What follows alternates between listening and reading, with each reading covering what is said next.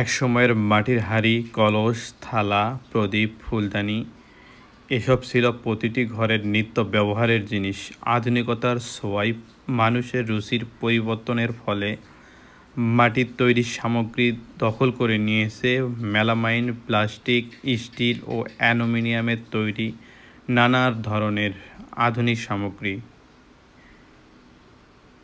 এই কারণে কমেছে মৃৎশিল্পের চাহিদা, কাঁচামালের চড়া মূল্য, আর্থিক অভাবে বাজার প্রতিযোগিতায় টিকতে পারছে না, বিলুপ্ত হয়ে যাচ্ছে ধুনটের ঐতিহ্যবাহী মৃৎশিল্প। বগুড়ার ধুনট উপজেলায় বিভিন্ন এলাকায় একসময় গড়ে উঠেছিল অনেক কুমারপাড়া। সেখানে কুমার সম্প্রদায় মাটি দিয়ে তৈরি করত বিভিন্ন ধরনের ব্যবহারিক পণ্য। এখন সেই পাড়াগুলোতে কেবল কিছু বয়স্ক শিল্পীই রয়ে গেছেন, যারা আজও নেহাত জীবিকা নির্বাহের তাগিদে এ শিল্পের সাথে যুক্ত। বিস্তারিত প্রতিবেদনে বলেন। জোরে বলেন। কাজ করি, মাটির কাজ। আচ্ছা, দইয়ের কাঁচা বানাই, ছড়া বানাই, এই জন্য কাজ করি। কিছু আমরা এখন খাওয়া ভরা কোনো করে মাটির দাম দিয়ে।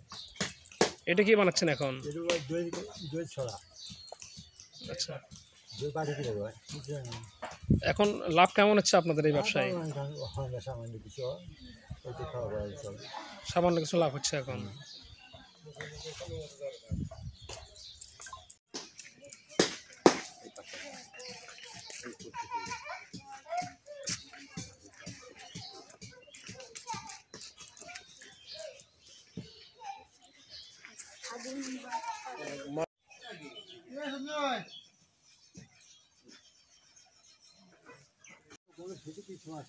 কষ্ট জানের পুরো খাওয়া যায় না যায়।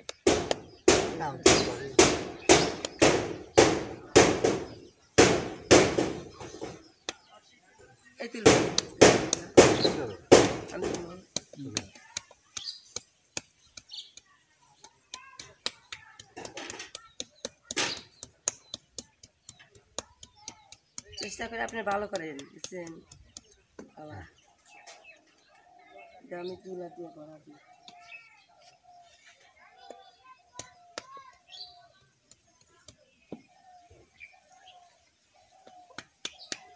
ডাক্তারের কাছে নিয়ে নেয় আগে কেমন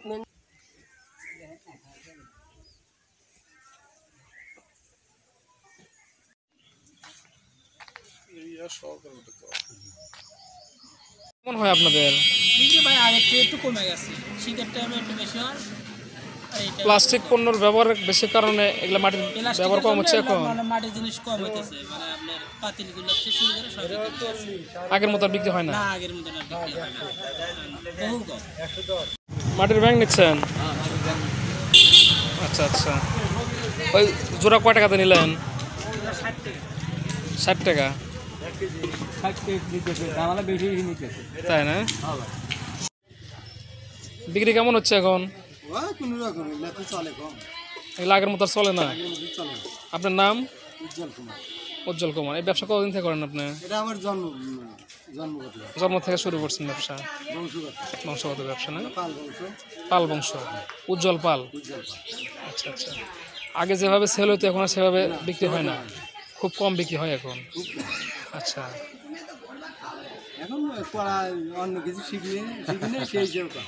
বাদ দেখাওয়া লাগতেছে।